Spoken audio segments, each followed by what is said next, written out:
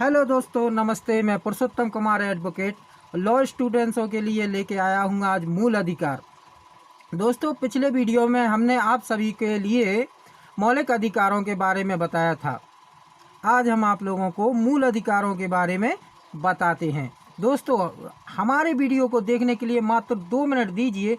मैं दावा करता हूँ, दावे से कह सकता हूँ कि हमारे वीडियो के सुनने मात्र से आपको मूल अधिकार जो फंडामेंटल राइट हैं कॉन्स्टिट्यूशन के बड़े आसानी से याद हो जाएंगी। हम बहुत ही सरल भाषा में आप लोगों के लिए लेके आए हैं और 2 मिनट दीजिए, हमारा वीडियो सुनिए। सुनने मात्र से, बार बार सुनने मात्र से आपको याद हो जाएंगे। चलिए दोस्तों, तो संविधान के भाग 3 में मूल अधिकारों के बारे में अनुच्छेद 12 से 35 तक में बताया गया है। ठीक, पहली बात ध्यान रखना है, कहाँ से? 12 से 35 तक में। ठीक है, जो 12 हमारा अनुच्छेद है वो राज्य की परिभाषा करता है। ठीक है ना दोस्तों, 12 हमारा क्या करता है? राज्य की परिभाषा करता है। उसके बाद आता है हमारा अनुच्छेद 13।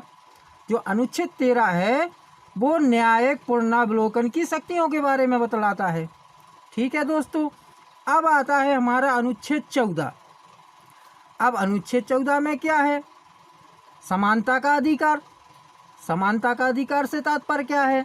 समानता का अधिकार से तात्पर्य यह है कि हमारे भारत में जिसने भी यहाँ की नागरिकता प्राप्त कर ली है, यहाँ का नागरिक है, चाहे वह एक सामान्य व्यक्ति हो, चाहे वह किसी भी पद पे पदाधिकारी हो, सबके ऊपर सामान्य रूप से हमारा कानून उस पर लागू होगा। तो ये तो हुई विधि की समानता। 14 में क्या बताया गया है? कानून के बारे में बताया गया है कि कानून सभी के ऊपर समान रूप से लागू होगा, जो भी हमारे भारत का नागरिक है। अब आता है 15। अनुच्छेद 15 क्या कहता है? अनुच्छेद 15 कहता है सामाजिक समानता। अब सामाजिक समानता जाति, धर्म और वर्ण के आधार पर किसी से विभेद नहीं किया जाएगा।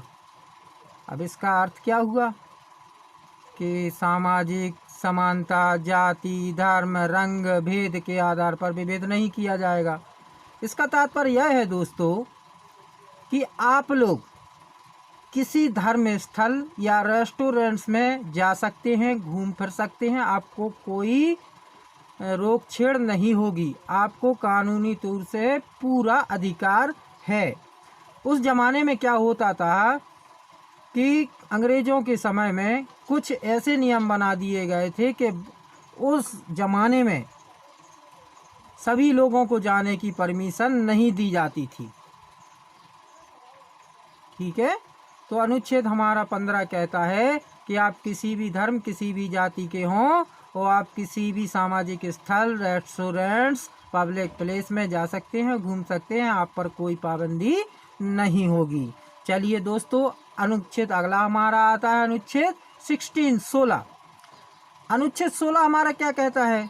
अनुच्छेद 16 हमारा यह कहता है कि अफसर की समानता। अफसर की समानता, लोक नियोजन, सभी के लिए समान नौकरियां पाने का अधिकार होगा समान रूप से। अब आप लोग सोचोगे कि सर जी आप बता रहे हैं कि सभी के लिए समान रूप से नौकरियां पाने का अधिकार हमारे कॉन्स्टिट्यूशन में बताया गया है, फिर हम लोगों की कट ऑफ बराबर क्यों नहीं जाती? है ना दोस्तों, ये आप लोगों के जहन में सवाल आ रहा है ना। चलिए इसको हम दूर किए देते हैं। जो अनुच्छेद हमारा 16(4) इसी का बना हुआ है वो यह कहता है कि आरक्षण इससे अलग है। ठीक है, समानता एक अलग मुद्दा है और आरक्षण एक अलग मुद्दा है। दोस्तों, आप लोगों के लिए हम बता दें, उस ज़माने में जो SC लोग हुआ करते थे वो काफ़ी नीचे हुआ करते थे। उन्होंने नारकीय जीवन जिया है। हमारे बाबा साहेब अम्बेडकर जी ने उनको ऊपर उठाने के लिए कुछ आरक्षण की व्यवस्था की है जो 16(4) में दी गई है दोस्तों। ठीक है, आगे चलते हैं। अब आगे आता है हमारा अनुच्छेद 17वां। 17वां क्या कहता है? 17वां कहता है अप्रत्यक्षता का अंत। अब ये अप्रत्यक्षता क्या है? अप्रत्यक्षता मतलब छुआछूत, छुआछूत का अंत। अब भारत के किसी भी नागरिक से छुआछूत नहीं माना जाएगा। इसके बाद आता है हमारा 18। अनुच्छेद 18 क्या कहता है? अनुच्छेद 18 कहता है उपाधियों का अंत।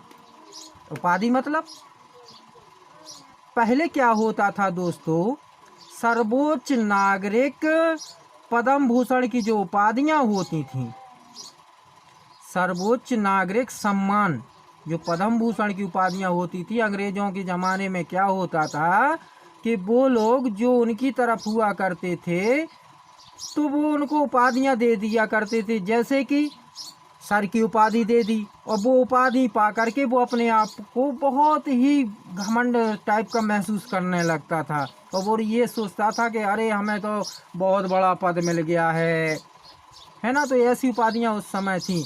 अच्छा, इसमें 18 में सैन्य और शिक्षा को छोड़कर उपाधियां दी गई हैं। जैसे शिक्षा, जैसे कोई भी व्यक्ति जो PhD कर लेता है उसके नाम के आगे क्या लग जाता है? डॉक्टर लग जाता है।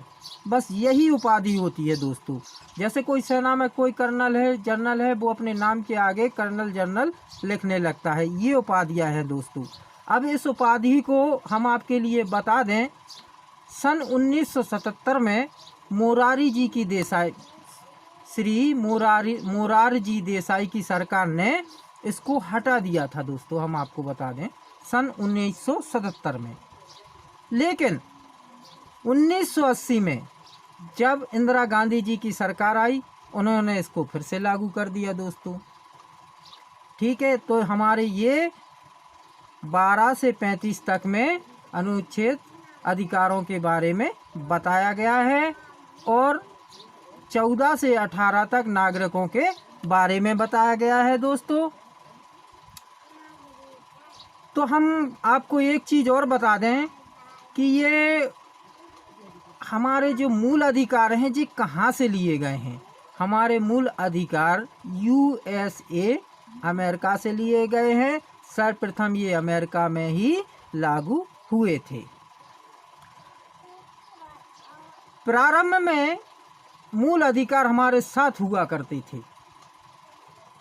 अब वर्तमान में ये 6 रह गए हैं। अब आप लोग कहोगे कि सर जी पहले 7 थे, अब 6 क्यों रह गए हैं, 7वां कहाँ गया? तो वहाँ हम आपको बता दें दोस्तों, 1978 में श्री मोरारजी की देसाई की जो सरकार थी, उन्होंने यह 7वां जो संपत्ति कर का अधिकार था उसको हटा दिया गया था। इसमें से उसे सामान्य अधिकार बना दिया गया था। किसने हटवाया था? श्री मोरारजी देसाई ने सन 1978 में दोस्तों इसको हटवाया था। चलिए दोस्तों, अब हम आपको जल्दी जल्दी एक बार और इसे रटा दें। भारत के संविधान के भाग 3 में अनुच्छेद 12 से 35 तक दिए गए हैं। पहली चीज, अनुच्छेद 12 राज्य की परिभाषा करता है। अनुच्छेद 13 न्यायिक पुनरावलोकन के बारे में बतलाता है।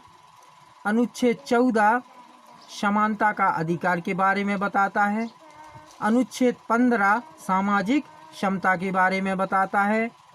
अनुच्छेद 16 अवसर की समानता के बारे में बताता है। अनुच्छेद 17 अप्रत्यक्षता के अंत के बारे में बताता है, और अनुच्छेद जो 18 है वो है उपाधियों के अंत के बारे में बताता है।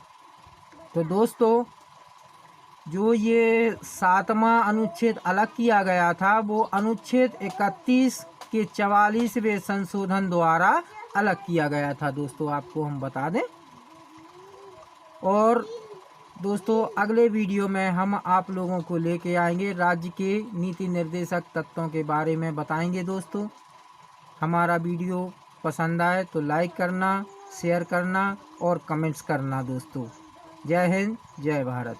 आज के लिए बस इतना ही।